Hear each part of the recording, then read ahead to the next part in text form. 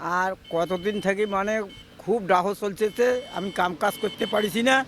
নীলফামারীতে পৌষে জেগে বসেছে শীত। রাত থেকে সকাল পর্যন্ত হঠাৎ কুয়াশায় ঢাকা পড়েছে জনপদ। ঘন কুয়াশার কারণে বিপদে পড়েছে খেটে খাওয়া ও ছিন্নমূল মানুষ, যারা বেরিয়েছে পেটের তাগিদে। একজন কৃষক বলেন, শীত আস্তে আস্তে বাড়া শুরু হয়েছে।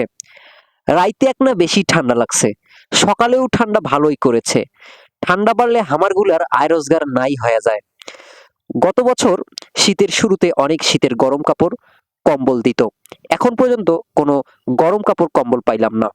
প্রচুর ঠান্ডা, আমাদের কাজ করতে পারতেছি না এবং 2 দিন থেকে যে কুয়াশা গেল তাতে বাইরে হয়ে আমরা কাজ করতে পারছি না, কাজের খুব সমস্যা হয়েছে। আচ্ছা, আমি ওই কাম করতে পারিছি না ওই জারের জন্যে। হ্যাঁ, আর গাতে তো কম্বল টম্বল খুবই দিছিল, এ গাতে তো আর কোনো নাই। এখন আমরা চাই মানে দুই একটা কম্বল টম্বল দিলে খুবই ভালো হয়। সকালে বিভিন্ন এলাকা ঘুরে দেখা যায়, রাতভর পড়া কুয়াশায় ভিজে গেছে পিচ ঢালা রাস্তা, গাছের পাতা, ফসলের ক্ষেত আর ঘাসের উপর থেকে টপ টপ করে পড়ছে শিশির বিন্দু।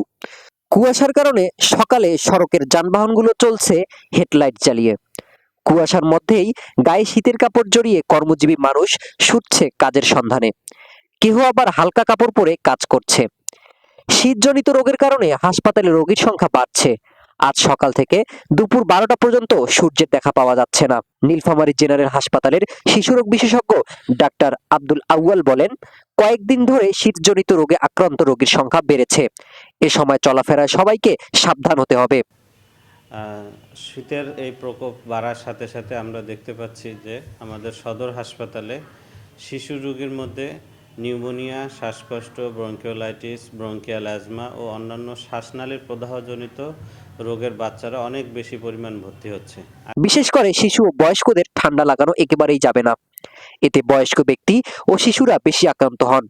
তাপমাত্রা কম থাকায় শীতে ভাইরাসজনিত রোগ আরও বেশি শক্তিশালী হয়। তাই শিশু বয়স্কদের নিয়ম মেনে চলার পরামর্শ দেন তিনি। শীতের প্রকোপ বাড়ার সাথে সাথে কিছু ভাইরাসজনিত অসুখ, কিছু ব্যাকটেরিয়াজনিত অসুখ, অন্যান্য ঠান্ডাজনিত অসুখের প্রকোপ বেড়ে যায়।